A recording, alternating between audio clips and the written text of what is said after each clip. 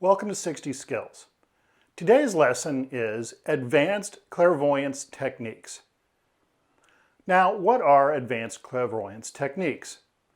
These are supplementary techniques that can be used to enhance your clairvoyance. The techniques primarily covered in this course will involve packing a room with astral energy and using your simple shapes training, as well as the use of Akasha through the eye gates, and the use of the BH letter combination. So join 60 Skills as we learn everything there is to learn about advanced clairvoyance training. Welcome to 60 Skills. We will now discuss the requirements for advanced clairvoyance training. 1. You need to be able to engage in pore breathing of vital energy. So the exercise known as building the chi ball teaches you how to do this. 2. You need to be able to engage astral energy. This is so you can pack a room with astral energy later on. 3. You need to be able to access Akasha. While this lesson will include a short initiation into this, it is best if you already know how to do this. And 4, you need to be able to engage in 3-point concentration. A 2-letter Kabbalistic letter combination will be taught in this course, and you need to be able to do that. Finally, you need a set of simple, single-color shapes to work with. I prefer to use a children's shape sorter. However, anything that involves simple shapes of a single color will suffice. Let us begin. What is advanced clairvoyance training? Advanced clairvoyance training primarily diverges from the basic course in the 60 Skills curriculum by layering additional techniques on top of the preliminary techniques learned in the coursework. So, one example of this is packing the room you're in full of astral energy to enhance the radiance of that energy off of the objects you were dealing with. Again, I prefer to use a children's shape sorter. Additionally, you will be working with different energies. So you'll be working with Kabbalistic energies that are specifically designed to enhance clairvoyance, as well as the use of Akasha. Now, these other energies come with various advantages and disadvantages, and these will be discussed later on in the course. But the fact of the matter is, much like anything in life, once you have learned the basics of doing something, layering other techniques on top of that tends to enhance the performance of what you're doing, assuming you can do the base techniques properly in the first place. So this is going to take a little bit of practice, and many people will not be able to initially perform all of the techniques included in this course. As such, this is a bit of a divergence from most 60 Skills instruction. However, I have had requests from many people for additional techniques to enhance their clairvoyance, and so these are the main ones that I feel comfortable with and that I think most people can learn with time. Keep in mind, because this involves layering other techniques on top of more basic techniques, that it may take a little while to learn how to do this. Do not grow frustrated, just keep practicing, and sooner or later you will get it. Let us begin. Welcome to 60 Skills. We will now discuss the different reasons why you would want clairvoyance. Now, this is something that a lot of people don't actually provide much thought to. Keeping in mind, a lot of esoteric activities are essentially little more than an advanced form of escapism for many people. Now, ideally, you don't want to be devoting a lot of your time towards something just because you think it's cool. You should have a reason for doing this. One of the reasons is the healing arts.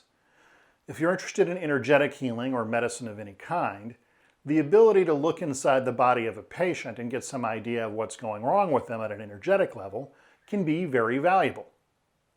Now, keep in mind, this is again a single point of information. Regardless of how advanced your clairvoyance is, you want to be able to back up whatever your diagnosis is with more conventional sources as well, the combination of which are going to give you the ability to more effectively treat your patients. So, healing, for example, is one very good application for advanced clairvoyance. And oh, by the way, this also goes back to your belief structure in that the more you want to do something, the more likely it is that you'll eventually be able to engage the ability to do it. Now, another common application for clairvoyance is information gathering. And this is probably one of the more common applications amongst the highly educated. As has often been discussed in the 60 Skills curriculum, time really doesn't exist. Our ability to perceive events, however, as human beings is quite linear. So the use of mental wandering and advanced clairvoyance skills in combination can in fact allow you to see things that are going to happen in the future. Now, as a practical matter, those things that are actionable rarely extend more than 10 to 15 years beyond your current timeline. And your ability to act on them is severely limited by your education level. Unless you're a trained engineer, your ability to build something using advanced technology is probably going to be pretty limited. This is also the reason why things that occur more than 15 or 20 years ahead of your current timeline are generally not actionable and really look a lot like science fiction. The simple fact of the matter is the stuff necessary to build something from that advanced timeline is usually not available or available at a price point or in a quantity necessary in order to do something. A frequent example I have used in the 60 Skills curriculum is that of a microwave oven. Microwave oven technology had been around decades before these things became financially viable for the average home in Western Europe and North America in the 1980s.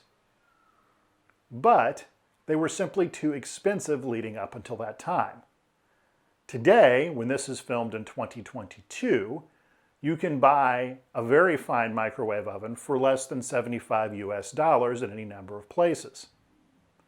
So even if you had used clairvoyance and your engineering training to see how to make a microwave oven in 1935, well, chances are the materials you would have needed to do that with, a reliable enough power supply, access to the proper facilities to build it in, probably wouldn't have been available to you at the time. So again, timeline in intelligence gathering becomes important. Now there's also another problem with this. The astral is where most people get actionable intelligence from. However, the astral, as we've discussed many times in this coursework, is in fact a timeless place. So when things like remote viewing are utilized, the problem is when you go to look at a given place, you're going to see whatever had the biggest energetic signature there. That doesn't mean it still exists now, or that it has come into existence yet. This is a big problem. I'm familiar with one study on remote viewing where they used one location as a way of kind of weeding out which candidates were better suited for the kind of work. And they knew the person was onto something when they saw a picture of what was essentially a large jailhouse. Well, the jailhouse had been destroyed sometime in the late 1800s. But the energetic signature of that facility and what went on there was the strongest one associated with that place regardless of timeline. So when you projected into that timeline, guess what you saw? A jailhouse. Now, another issue with this lack of a definitive timeline is the fact that if you're using this to do something like, say, stock picking, it needs to be done in a group. And it needs to be done in a group because you're going to see a stock rise or fall, regardless of what that is, but you're not going to know exactly when that is. By using a group of people, oftentimes you can get much more granularity on that. However, putting a group of people together to pick numbers for, say, the lottery or the stock market is going to be tricky. So that is yet another limitation of this. Finally, you can use clairvoyance to build things on the astral.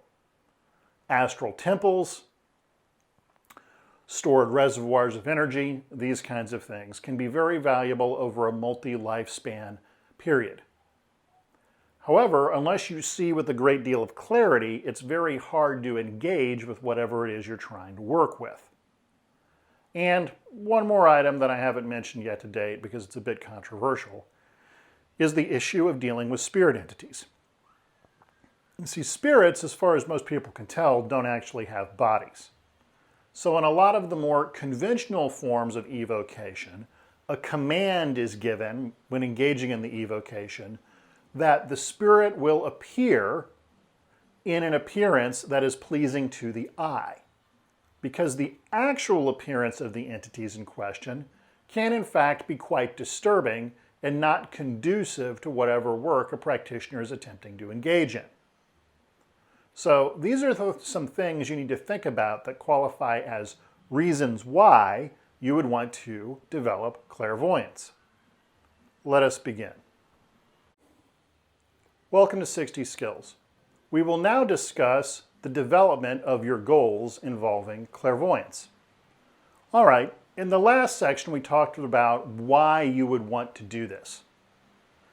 Next, we're going to talk about how your goals may impact whether or not you want to do it and how much time it's going to take you to do it.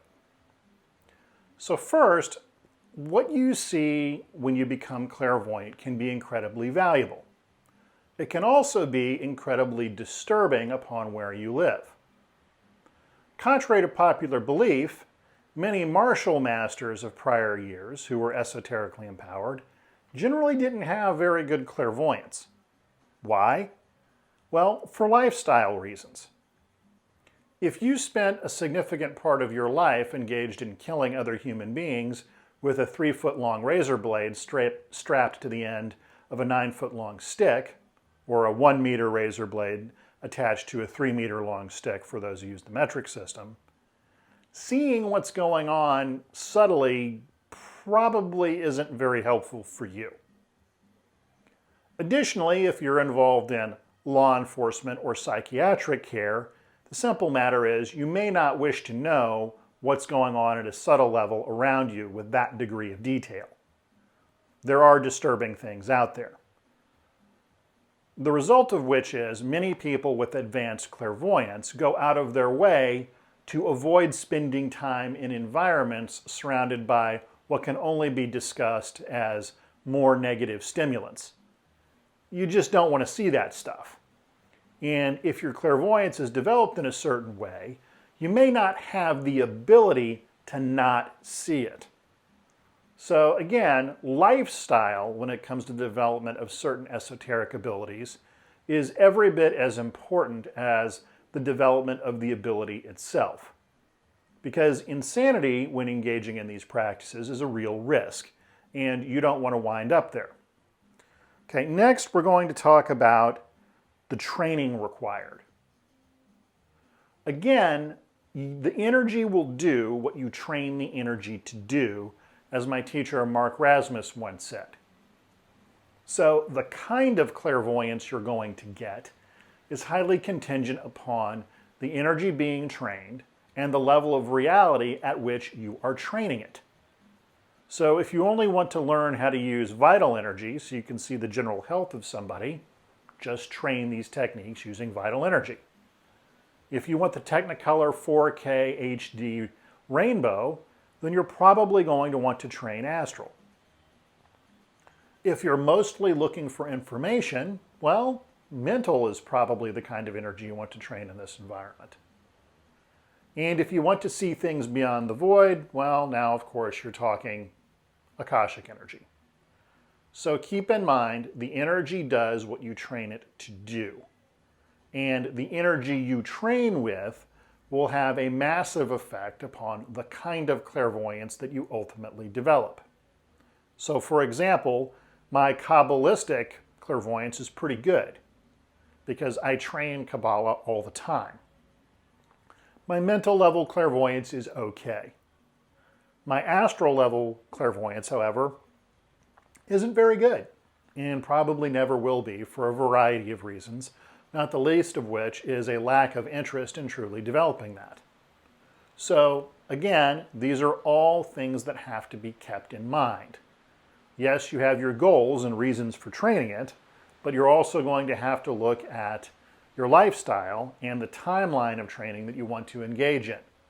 Because the fact of the matter is, most people only have one or two kinds of clairvoyance because of the extensive training timelines required to develop that ability. And we are going to get to that in a moment. Let us begin. Welcome to 60 Skills. Why learn advanced clairvoyance techniques? Well, when dealing with clairvoyance, there is a big issue with the issue of clarity versus the level of reality you are working with.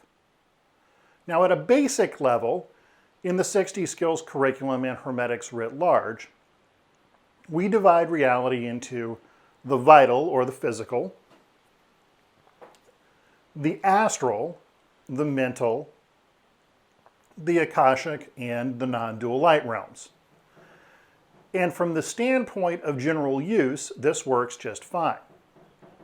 However, the reality is there are many, many, many degrees of refinement in those various levels of reality. One of my teachers with very advanced clairvoyance has repeatedly told me that there are in fact at least 300 to 400 different kinds of clairvoyance that can be developed. This is one of the reasons why scientific study into this issue is so complicated, because we don't have any objective way of determining what kind of clairvoyance somebody is engaging. It's all very subjective. For the purposes of this course, we will mostly be dealing with astral and Akashic level phenomena. Now, the reason for this is, again, quite simple. The things that most people consider to be clairvoyant related tend to fall into the astral mental spectrum. So by learning additional techniques that allow you to focus on this, it will enhance the skill that most people seem to want to have. Now, Akasha, on the other hand, has a dissolving function. This additionally is very valuable in terms of developing clairvoyance because it dissolves out all of the obstructions in your system, ranging from the physical to the energetic to the belief-based, that may in fact be withholding your ability to develop clairvoyance. Because in general, there are three components to developing clairvoyance. One, the physical pipelines required to do it within the body. As we frequently discuss in 60 Skills, all of these skills are subject to the stress adaptation cycle. So, in order to develop something, you typically have to grow more of something. Because, again, the medium of expression is the human body. So that is one part of the clairvoyance equation, developing this proper tissue, subtle or gross, that allows you to engage in the activity to begin with. Two, we have the issue of the energy necessary to do it. Now, the amount of energy required to see something at the mental level is typically fairly small. At the vital level, you're dealing with the energy that is radiated by living things. Again, someone else or something else that's alive is providing the energetic feedback that you need in order to see it. Fair enough. The problem comes in when you're working with astral energy. Astral energy, for the most part, requires a body or breath to generate. Most of the things that people want to see at the astral level don't have a body, therefore they don't have breath. So you as a practitioner are going to have to provide this energy. This can be various degrees of draining depending upon how refined that physical pathway in your body is. The less restriction, the less energy it takes on your part. The more restriction, the more energy it takes. This is one of the reasons why many people, when they take hallucinogens, can in fact see things in the astral realm quite clearly. This is because that compound is intentionally defeating a bunch of safeties within the body and typically providing an organic, or inorganic as the case may be, chemical compound that's giving you a little more energy that affects your visual apparatus. But because you're defeating internal safeties and using an artificial compound to engage in the phenomenon, it can be quite damaging if done over time. So what we're doing here by exercises like astral room impregnation is providing more energy in the background to make things easier to see. Finally, you have the issue of 3, your belief structure. Cognitive dissonance is incredibly powerful. For those of you who have served in the military in the wartime, you have no doubt seen people in the middle of a battle or a fight for the first time simply stand there while they're being shot at. Because mentally, they can't believe that someone's actually trying to kill them. It is a very odd phenomenon that many people have seen. Now, typically, people get over this within 1 or 2 engagements, and then they just get on with the business of whatever they're engaged with. But cognitive dissonance can also prevent you from seeing all kinds of things, both subtle and gross. Just because you have the outward desire to have clairvoyance, and just because you've done the work, and just because you've generated the energy, doesn't necessarily mean that your background beliefs are going, you know what, this isn't for you. So the use of something like Akasha helps to dissolve restrictions both in your physical and subtle bodies as well as your belief structure. For this reason, when many people start working with Akasha and the eye gates, all of a sudden, within a relatively short period of time, guess what? Their clairvoyance opens up. So these are some things you need to think about in terms of clarity versus the level of reality you're dealing with. Because again, there are so many different levels of reality that you can in fact engage, and so many different things that impact your ability to perceive that. Let us begin. Welcome to 60 Skills. We will now discuss the timeline for training clairvoyance. Now, first of all, some people are naturally clairvoyant. This can be in varying degrees either a gift or a curse, depending upon how that manifests. Schizophrenics, for example, are an example of where this is not working out in their favor. Now, frequently when somebody is naturally clairvoyant, this is the result of things like head trauma, drug use, or some other physically traumatic event in their life that essentially broke them, made their subtle bodies not fit together too well, and ended up triggering their clairvoyance. Now, what is interesting is if these same people take on a comprehensive set of hermetic training, frequently the ability to see things goes away initially. And the reason for this is whatever is damaged in their subtle bodies has now been repaired. So that damage that was allowing this kind of energy into their eyes to generate this effect doesn't exist anymore. That's not always the case, but I've seen it happen. Now, for most of us who don't have any natural ability with this, our initial experiences with clairvoyance will essentially be accidents, usually the result of either extreme duress or extreme deprivation. So, being in a near-death experience, staying up for several days at a time, starving for more than a couple weeks at a time, all of these are things that in a normally healthy person can allow those subtle bodies to expand in a way that finally engage the gates in the eye and allow you to see things. Once, while in the military and engaged in survival training, I saw a radio growing out of the side of a tree.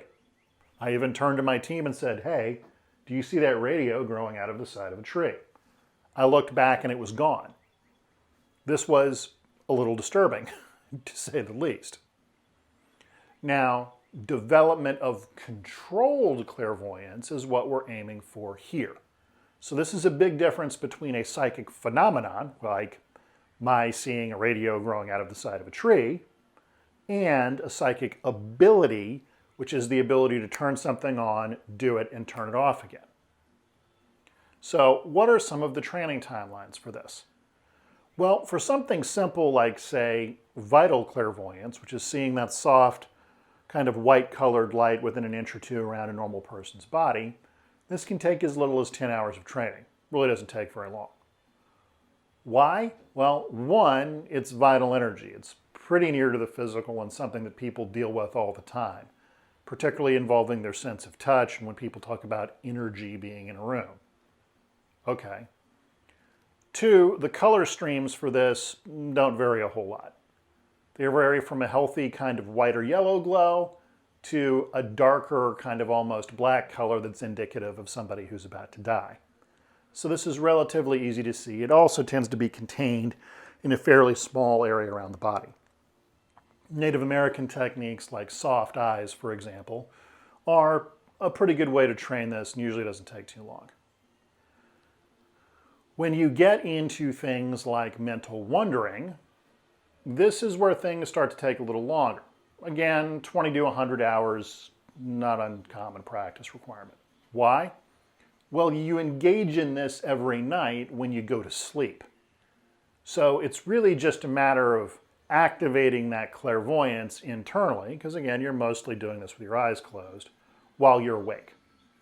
So yes, it takes a little longer than working with vital energy, but not so long as a lot of other things.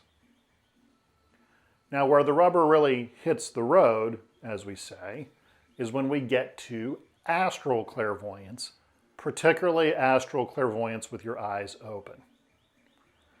This, for most people, can take quite a bit of time. 100 hours is a good baseline for that training. I've seen some people do it in quite a bit less. I've seen other people take quite a bit longer. And I'll get to the reason for that in a minute. But with astral level clairvoyance, one, you have to figure out what level of the astral you're going to be working with energetically. And two, it requires development of course, the energy required to do it, the physical mechanism within the body that allows you to support it, and again, a change in your belief structure to allow all of those things to actually project information consciously into your mind. For most people, this can take right around 100 hours of practice, sometimes significantly more. Now I'm going to discuss the significantly more part of this equation. Already gotten into the issue of needing to build the tissue to do it with, talked about the energy required to do it with, and overcoming your belief structure, all of which are very real impediments to developing clear astral clairvoyance that you can engage at will versus by exception. Well, there's one more thing that doesn't get a whole lot of discussion and probably should. It's the issue of age. Most people who begin training clairvoyant techniques astrally, if they're over the age of 40, it's going to take a while, and in a lot of cases may never happen. Now, as we get older, our tissues in our body become significantly less pliable, which is a fancy way of stating we're less flexible. Building new tissue, as anybody who ever engaged in a linear progression in weightlifting, when you're over the age of 40, does happen, but the effect is quite a bit more muted versus what you would have had if you'd done it when you were younger. Also, as most people get older, their belief systems and their mind becomes far less flexible. This is a natural phenomenon and honestly shouldn't be viewed as a bad thing for any number of reasons, but it is a serious impediment to the development of clairvoyance. That said, a very good friend of mine and teacher, Mark Rasmus again, his father didn't begin this training in earnest until he was of an advanced age.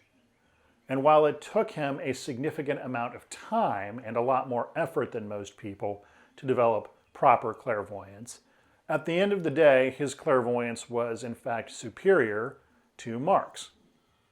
It took him quite a while, but he kept going. And this is my final thing that I'm going to say about clairvoyance when training it at a greater than youngish age, is that a lot of things that you're going to run into in the meditative and yogic world simply respond to repetition in the amount of energy and effort put into it. So in this regard, the stress adaptation cycle is exactly the same as it is for anything else. What you may lack in natural ability, or be hindered by in terms of your physiological age, can often be overcome through discipline and continuing to practice long after most people would quit. So again, if you're older, like some of us are, and you want to develop a certain part of yourself, you can. It will simply take more effort than is required by most people who are significantly younger. Let us begin.